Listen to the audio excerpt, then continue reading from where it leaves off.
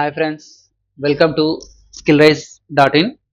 So ఈ skillrise.in so మన వెబ్సైట్లో సో ఆల్ కోర్సెస్ ఉంటాయి అన్నమాట.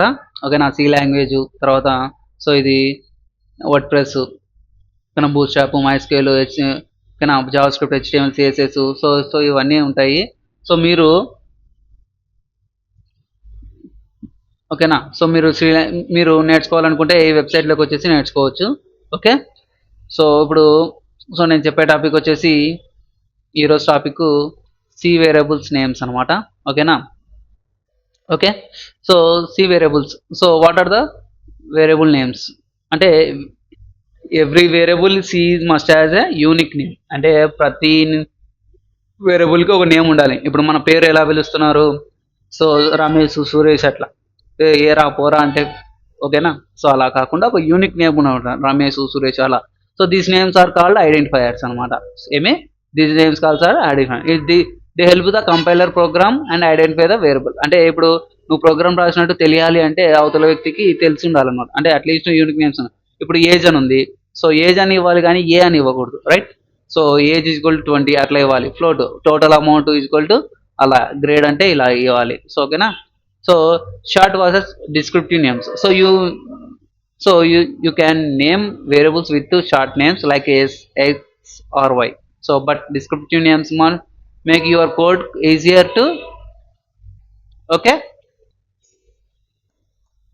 So you can name the variable without the x, y, but descriptive names your code easier to read the understand. అంటే మనం రాసే variable name ఈజీగా ఉండాలి అంటున్నాడు అంతే. ఓకేనా, సో చెప్తాను చూడండి.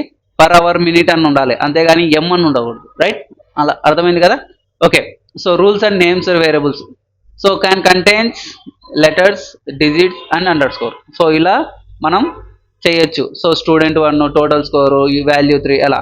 Must begins with letter underscore. So అండర్ స్కోర్తో అయినా బిగిన్ చేయొచ్చు, బట్ కానీ ఇలా ఉండకూడదు.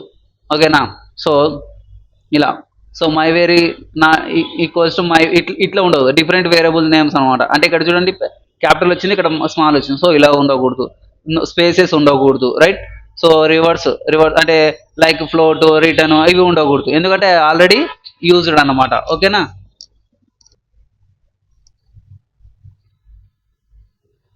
Okay. So cannot use the spaces. ఓకేనా, ఎగ్జాంపుల్ చెప్తాను చూడండి. సో వ్యాలిడ్ ఎగ్జాంపుల్ వచ్చేసి టోటల్ అమౌంట్, ఫస్ట్ నేమ్ ఇలా ఉండాలి. బట్ ఇన్వాలిడ్ నేమ్స్ ఏమేమి అంటే 1 నెంబర్ అని ఉండకూడదు, మై నేమ్ స్పేస్ అని ఉండకూడదు, టోటల్ డాలర్ అని ఉండకూడదు, ఫ్లోట్ అని ఉండకూడదు. ఓకేనా, ఇది ఆల్రెడీ రిజర్వ్డ్ వర్డ్. అంటే ఇవి కీవర్డ్స్ అనమాట, ఈ ఫ్లోట్ అనేది. ఓకేనా, ఈ ఫ్లోట్ అనేది కీవర్డ్. సో అర్థమైంది కదా ఇది. సో నేను నోట్స్ రూపంలో ఇచ్చాను, మీరు చూసుకోండి, రైట్. ఓకేనా, సో మీకు కోడింగ్ ఏమైనా అవసరమా? సో ఏం అవసరం లేదనమాట. ఓకేనా, సో మీకు ఎలా వేరియబుల్ నేమ్స్ ఎలా పెట్టాలి ఏమనేది ఇది కాన్సెప్ట్. ఓకేనా, okay friends, thank you watching this video. Please subscribe.